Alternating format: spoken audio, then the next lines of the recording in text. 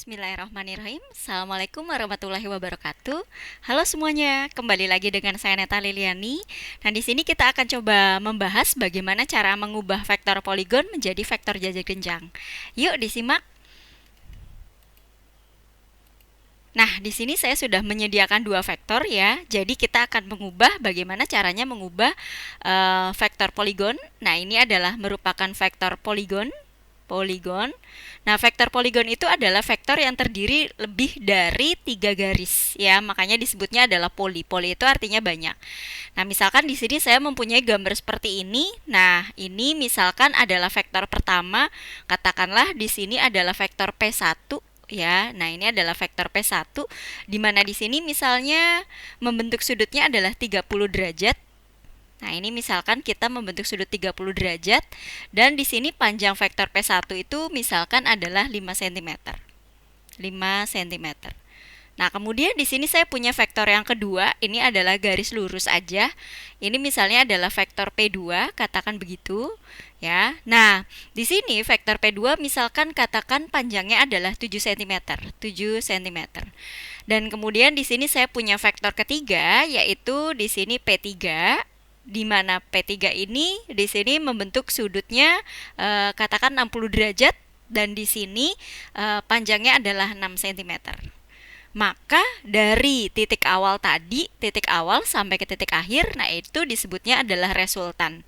Disebutnya adalah resultan vektor. Nah, ini kalau kita gambarkan dengan metode analitik dengan skala yang tepat, maka akan dihasilkan resultan vektornya itu adalah sebesar, di sini saya sudah coba hitung tadi sebesar sekitar 14,7 cm. Jadi kalau kita menggambar dengan skala yang tepat, maka hasilnya adalah 14,7. Nah, sekarang gimana cara mengubah vektor poligon ini menjadi vektor jajar genjang?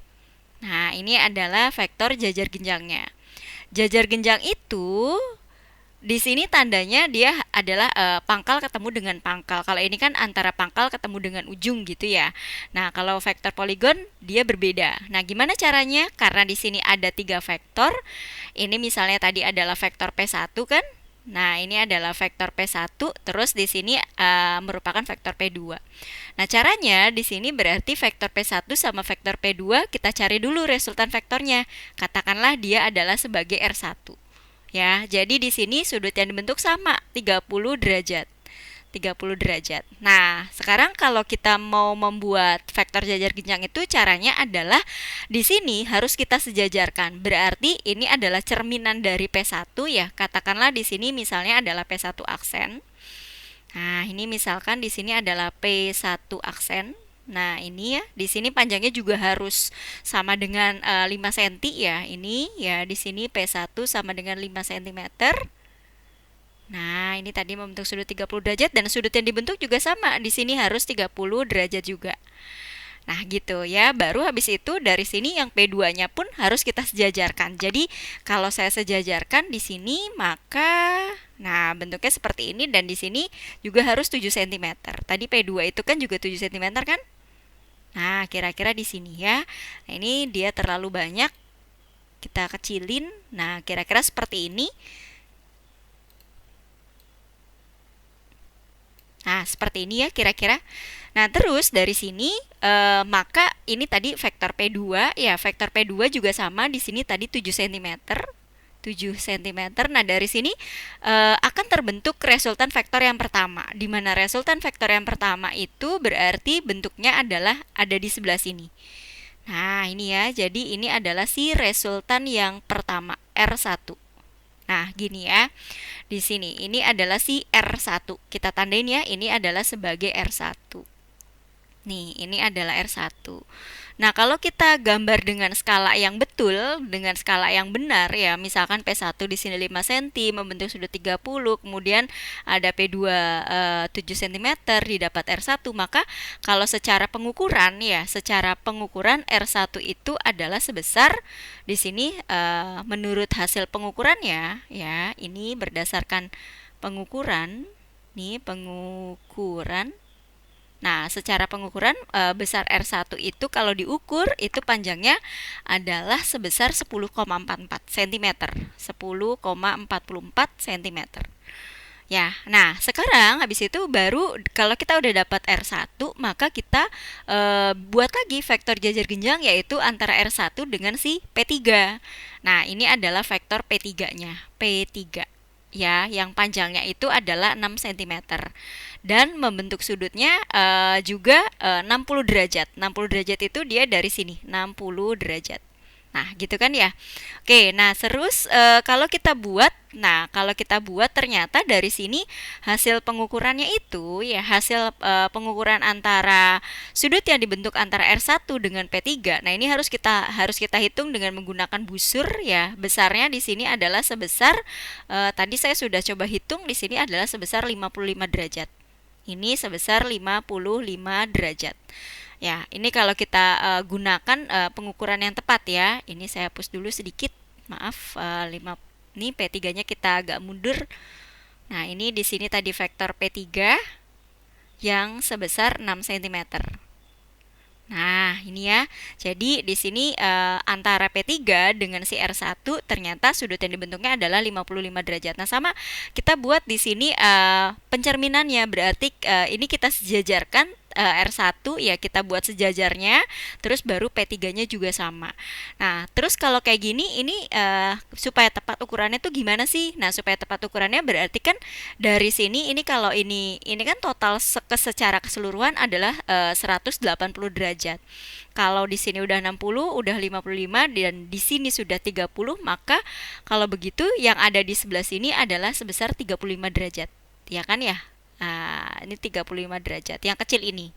Ya, yang kecil ini 35 derajat. Maka kalau begitu kalau kita mau membentuk pencerminannya dari si R1 ini, maka dari sini kita akan membentuk sudut sebesar 65 derajat. 65 derajat itu dihitung dari mana kira-kira 65 derajat? Nah, 65 derajat berarti dari sini, dari titik nolnya di sini kira-kira membentuk sudut 65 derajat, ya.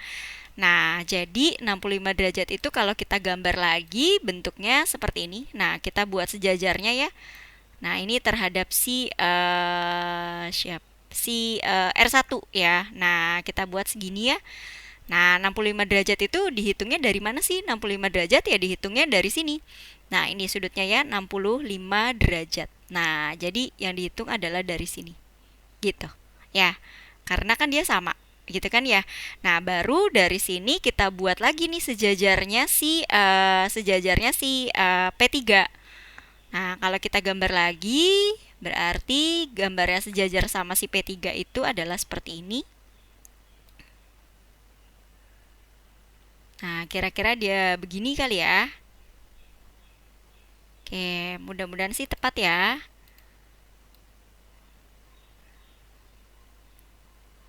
Oke, nah bentukannya adalah seperti ini. Maka nanti kalau begitu berarti R2-nya itu di sini R2-nya itu adalah dari antara garis tengah tadi ini, antara R1 sama si P3 ini.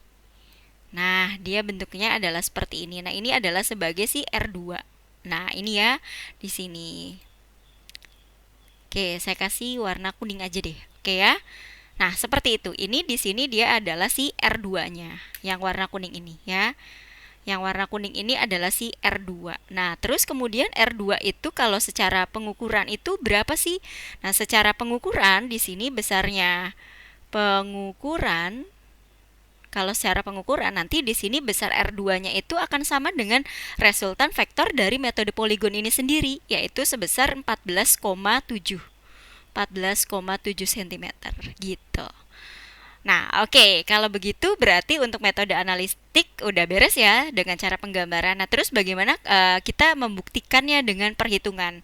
Kita membuktikannya dengan perhitungan. Nah, kita akan coba ya dengan menggunakan rumus dari resultan vektor. Oke, ini saya akan tambahkan slide selanjutnya. Nah, oke. Maaf, saya salah. Nah, ini saya habis dulu berarti. Nah, bagaimana cara membuktikannya dengan metode perhitungan? Yaitu berarti kan pertama di sini kita harus mencari si nilai dari R1 dulu kan. Antara P1 dengan P2 itu akan didapat si R1. Nah, kita akan hitung nih di sini R1-nya.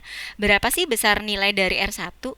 Nah, dari sini berarti R1 itu adalah akar dari tadi vektor P1 kan.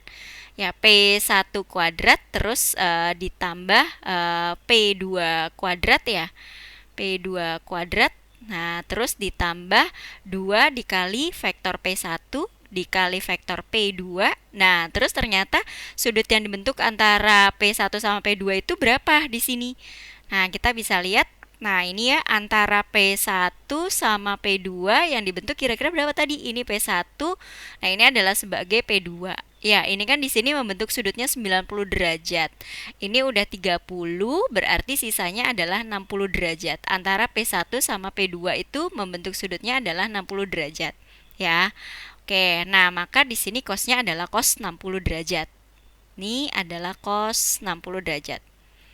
Oke ya, ini cos 60 derajat. Terus tadi berarti nilai dari P1-nya itu sama dengan berapa? 5 kuadrat berarti kan ya, 5 kuadrat di mana P2-nya adalah 7 kuadrat terus ditambah 2 dikali 5 dikali 7 terus cos 60 itu sama dengan setengah.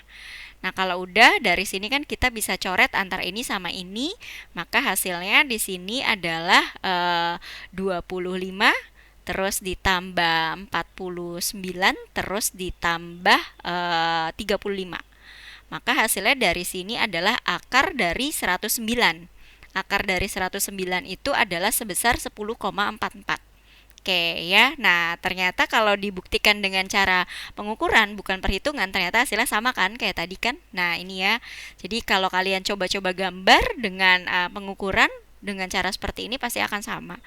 Terus habis itu baru di sini kita akan membuktikan apakah betul si R2-nya adalah 14,7. Berarti kalau begitu kan si R2 itu antara si R1 dengan P3. Ya, antara P1 dengan P3 dan sudut yang dibentuk adalah 55 derajat. Maka dari sini kalau kita buktikan lagi ya si R2 itu juga akan sama yang dibentuknya. Nilai dari R2 adalah akar dari di sini R1 kuadrat terus ditambah P3 kuadrat ya. Terus ditambah 2 dikali R1 dikali sama P3. Nah, terus dikali cos 55, dikali cos 55. Oke, nah kalau kita hitung gunakan kalkulator dari sini berarti R1 tadi 10,44 kuadrat ya. 0,44 kuadrat di koma terus ditambah P3-nya tadi 6 kuadrat ya. Terus ditambah 2 dikali 10,44 dikali 6 terus dikali lagi sama cos 35. Nah, ini ya dikali sama cos 35. Ini kalau dimasukin ke dalam kalkulator nanti perhitungannya juga akan menghasilkan hasilnya sama, yaitu sebesar tadi di sini secara perhitungan. Sebesar 14,7. Ya.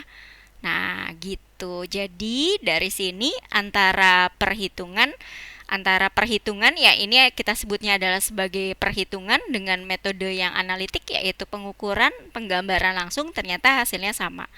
So kalau gitu berarti gampang aja ya mengubah metode vektor metode poligon dengan menjadi metode jajar genjang.